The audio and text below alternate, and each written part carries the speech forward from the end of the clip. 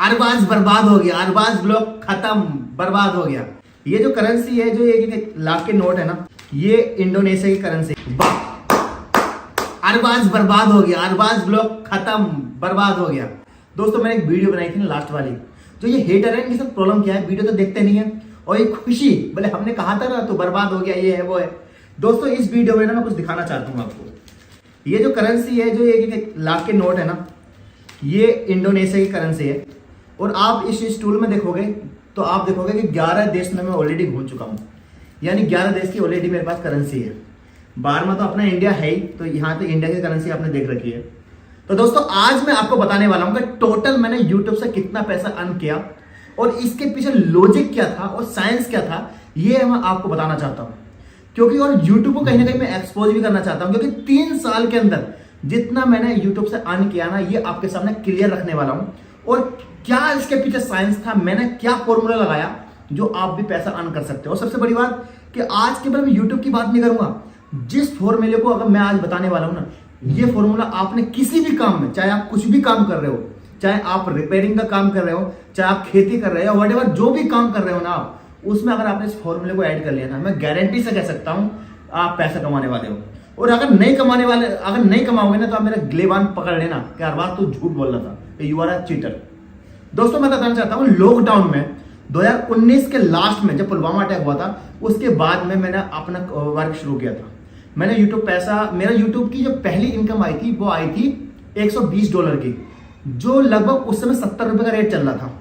तो 70 रुपए के हिसाब से मुझे लगभग कितने हुए, आप 1284 8,400 रुपए आई थी मेरी पहली सैलरी। ये आई थी दिवाली के बाद, तो दिवाली शायद मेरे हिसाब से अक्टूबर या नवंबर में होती है, तो ये कह सकते हैं 2019 के लास्ट में सैलरी आई थी। तो 2020 से काउंट कर लो, 20, 21, 22, 23, 20, 21, 22, 23, यानी 3 साल पूरे हो गए। और ये चौथा साल चल रहा है, यानी 3.5 साल कह सकते हैं, क्योंकि जून चल रहा है। 3.5 साल के अंदर मैंने कितने पैसे कमाए ये मैं आपको बताने वाला हूं। लेकिन उससे पहले मैं फॉर्मूला बताता हूं, क्योंकि फॉर्मूला मस्ट है और ये फॉर्मूला आपके हर काम में आने वाला है। आपको बताऊंगा, जब लॉकडाउन चला था कोरोना काल में, तो क्या हुआ कि 1 महीने मेरे पास अकाउंट में पैसे आए 8.5 लाख रुपए, मतलब 2-3 महीने के पैसे मेरे पास 8.5 लाख रुपए आ गए थे। क्योंकि उस समय न्यूज पर काम कर रहा था, फिलिस्तीन की न्यूज चल रही थी, इजराइल की न्यूज चल रही थी, तो उस समय चैनल बूस्टिंग पर था, मोहम्मद अरबाज ऑफिशियल जो मेरा न्यूज वाला चैनल है। तो उस महीने के पैसे आए थे लगभग 5 लाख रुपए, और 2-3 महीने के मिलाकर के 8.5 लाख रुपए मेरे अकाउंट में थे। भाई मुझ जैसे इंसान के लिए तो 8.5 लाख रुपए एक तरह से पागल हो गया, कभी जिंदगी में 8.5 लाख रुपए नहीं देखे थे। और उस समय मैं दिल्ली में जाके नगर में रूम में रह रहा था, जब हमने 2200 रुपए का रूम ले रखा था, और उसमें हम 6 लोग रहते थे। कितने? 6 लोग। एक बंदे पर मुश्किल से आते थे 400 रुपए, क्योंकि 200 रुपए लाइट के हो गए तो 2400 रुपए, एक बंदे पर 400 रुपए आते थे। तो मेरे दिमाग में आया कि यार दिल्ली के अंदर अपना घर होना चाहिए। अगर आप आउटसाइडर हो दिल्ली से, तो आपके दिमाग में आती है कि दिल्ली में जाओ तो यार अपना घर होना चाहिए। तो मैं दिल्ली में कादरी मस्जिद के पास एक जगह देखी जो थी 45 गज की, और वहां पर फर्स्ट फ्लोर मुझे पसंद आया, जो था 13.5 लाख रुपए का, नई बिल्डिंग में बना हुआ था। तो वो 8.5 लाख रुपए मेरे पास थे। मैंने सोचा यार मैं जाऊंगा, इसे एडवांस दे दूंगा, 5-6 महीने का टाइम मिलेगा और ये हमारा फ्लैट अपना हो जाएगा।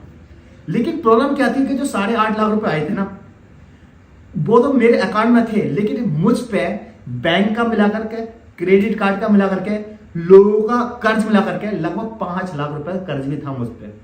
यानी 5 लाख रुपए का ऐसा कर्ज था कि बैंक का कर्ज था, क्रेडिट कार्ड का कर्ज था, लोगों का कर्ज था। ये कर्ज ऐसा था कि मान लो किसी के 87 रुपए निकल रहे हैं, तो मैंने 100 रुपए नोट किए उसके, कि उस पर ज्यादा जाने चाहिए, उसका 1 रुपए भी कम नहीं होना चाहिए। तो इस तरीके से लगभग हमने जब टोटल करा तो 4,93,000 रुपए का कर्ज था हमारे ऊपर। तो पहली चीज क्या आई दिमाग में, यार ये पैसे उन्हें वापस करने चाहिए। लेकिन सबसे बड़ी समस्या थी कि अगर पैसे वापस करते हैं तो हमारे पास क्या बचता है, मुश्किल से 3.5 लाख रुपए। और कैसे कैसे तो हमने कभी जिंदगी में सपना देखा, शुरू से किराए पे रहते हुए आए थे। तो जो अंदर का शैतान होता है वो कहता नहीं यार पहले अपना घर होना चाहिए। और ये कर्ज ऐसा था कि इनमें से एक भी इंसान आकर मुझसे डायरेक्ट पैसे नहीं मांगता। कुछ तो ऐसे थे जो पैसे देकर उन्होंने इतना मांगा, बोले यार अब जलील हो गए, अब पैसे मांगेंगे, जब तुझे माफ करे पैसे। क्रेडिट कार्ड का सिविल खराब हो गया कि भाई अब पैसे मांगना बंद कर दिए, सिम बंद कर दी। बैंक का कर्ज हो गया था, मतलब पैसा देना तो था, लेकिन ये ऐसा था कि अगर मैं रोक के भी देता तो 2-3 साल तक 4 साल तक मैं पैसे देता रहता। तो ये पैसे ऐसे थे कि अगर मैं किसी को नहीं भी देता ना तो मुझे कोई टोकता नहीं। और अगर मैं उस पीरियड में मैंने बहुत सारे लोगों से सलाह ली कि मुझे क्या करना चाहिए, मुझ पर कर्ज है इतने रुपए का, मेरे पास कैश इतना है, घर मिल रहा है, तो लगभग 99% लोगों ने मुझे ये सलाह दी। जितने भी लोगों से मैंने पता किया, मान लो 10 लोगों से पता किया तो 9 लोगों ने ये सलाह दी कि अरबाज भाई घर ले लो यार अपना। तो ये मैं उस पीरियड की बात है जब लॉकडाउन चल रहा था, तो 10 से लेकर 15 दिन तक यही फाइट चलती रही मेरी और मेरी सोच की, मेरी और शैतान की ये सोच थी। शैतान बार बार कह रहा था कि अरबाज घर लेना यार अपने, 8.5 लाख रुपए तो कभी जिंदगी में नहीं देखे हैं, आज देखे, पहले अपना घर ले। और वाकई में उस कंडीशन में जब आप लगातार किराए पे रह रहे हो, आपने कुछ नहीं देखा है और आपके सामने घर मिल रहा हो, तो पहली ज्यादातर 99% लोगों की प्रायोरिटी घर होगी। क्योंकि ये जो कर्ज था मुझ पर 4,93,000 रुपए का, ये वो कर्ज था कि जो लोग पैसे देकर उन्होंने मांगना बंद कर दिया। बैंक क्रेडिट कार्ड का ये था कि भाई फोन आते आते उन्होंने डिफॉल्टर में डाल दिया, फोन करना बंद कर दिया, यानी कोई प्रेशर नहीं था मेरे ऊपर। तो अचानक क्या हुआ कि जब मैं लॉकडाउन जाके नगर में घूम रहा था तो मैंने देखा कि हमारे यहाँ रसोई थी, खाना बनता था। तो एक दिन क्या हुआ, देखा मैंने कि पैसे की वजह से उस दिन नॉनवेज नहीं बन पाया, तायरी बनी। तो मुझे लगा कि यार आज लोग तायरी खाएंगे, और खाने वाले जो लोग खाना आ रहे थे उनकी भीड़ लग रही थी। और आपको पता है लॉकडाउन में लोगों की हालत क्या हो गई थी। अचानक मुझसे रहा नहीं गया और मैंने क्या करा, एक काम करता हूं, 5 लाख तो जो कर्ज है वो नहीं देता हूं, किसी एक छोटे इंसान का कर्ज देता हूं। तो एक इंसान के 9,500 रुपए निकल रहे थे और मैंने उससे फोन लगाया और मैंने उनसे बात करी। जो पैसा देकर उन्होंने मुझसे बहुत बार मांगा था और पैसे देकर के वो ये सोच चुके थे यार पैसा मुझे मिलेगा नहीं। आप यकीन मानो जब मैंने उनके 9,500 रुपए दिए ना, तो उन्होंने कहा अरबाज तुझे खुद को पता नहीं है कि तूने हमारी किस वक्त मदद की है। और वो जो खुशी मिली ना, उसका कोई तोड़ नहीं था। आप यकीन मानिए वो मैंने पैसे दिए और ये 1.5 महीने तक चलता रहा। पैसे दूं किसी के ना दूं किसी के ना दूं, करते करते लगभग मैंने 70,000 रुपए का जो कर्ज था वो मैंने उतार दिया। अब मेरे पास जो पैसे बचे थे वो लगभग बचे थे तो मैंने 7,80,000 रुपए के आसपास, क्योंकि मेरे पास पैसे थे 8.5 लाख रुपए। अब मैंने अभी तो पैसे हैं यार, इतने पैसे में तो हम घर ले लेंगे ना, कोई दिक्कत नहीं है। लेकिन जो खुशी मिल रही थी ना लॉकडाउन में लोगों के पैसे दे करके, वो कहीं ना कहीं 8.5 लाख घर जो मिलता उससे ज्यादा खुशी थी। क्योंकि उस पीरियड में मैं लगभग 6 लोगों के पैसे दे चुका था और जो अंदर से खुशी मिल रही थी ना भाई, उसको कोई तोड़ नहीं था। और ये इतना आसान नहीं है, क्योंकि मैंने उस पीरियड में कम से कम 100 लोगों से जो मेरे अपने आसपास के थे डिस्कस किया था, उसमें से 90% लोगों ने ये कहा था अरबाज भाई घर ले लो यार। या तो फिर वो मेरी गुड बुक में रहने के लिए बोल रहे होंगे, या फिर वो माहौल ही ऐसा बन चुका दुनिया का कि भाई आपका कर्ज कितना भी हो लेकिन आप जो है शान के लिए घर ले लो। या फिर लोगों की फितरत ऐसी है कि वो कर्ज नहीं मानते। लेकिन उस पीरियड में 1.5 महीने के अंदर मैंने एक एक करके सबके पैसे दिए। और यकीन मानिए जब मैंने सबके पैसे दिए ना, तो मेरे पास मात्र 3.5 लाख रुपए रह गए।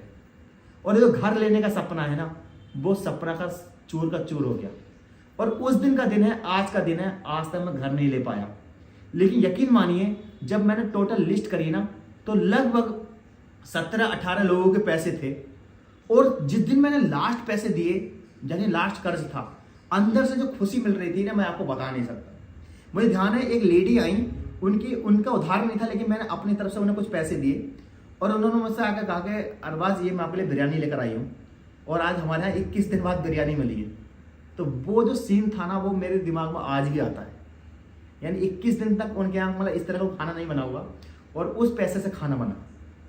मैं कोई ये अपनी तारीफ नहीं बता रहा हूँ, मेरी अगर आप देखोगे तो मैंने आज तक कभी ऐसा नहीं है कि मैंने हमेशा अपनी बैड इमेज के बारे में ही सोचा है। मेरे अंदर ये चीज नहीं है कि मैं किसी को 2 रुपए लूँ और उसको सोशल मीडिया पर डालूं।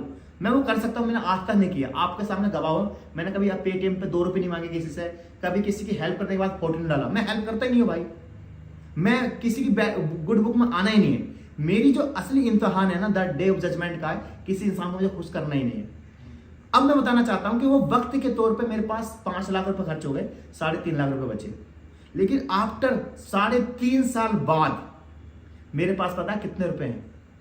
आप ये मेरी यूट्यूब की अर्निंग देख सकते हो, इतनी क्लियरिटी से कोई यूट्यूबर शायद नहीं बताएगा। एक पे $52,000 है और एक पे लगभग $37,000 है। लगभग टोटल करोगे तो ये $90,000 के आसपास बैठते हैं। और मुझे पेमेंट मिलती थी $70 के हिसाब से, और आज $82 का डॉलर है। एक एवरेज 20 में मान लीजिए 75 रुपए, क्योंकि 70 के हिसाब से भी पैसे मिले, 82 के हिसाब से मिले, 75 मान लीजिए। इसे अगर टोटल करोगे ना तो ये बैठते हैं 67 लाख। कितने? 67 लाख।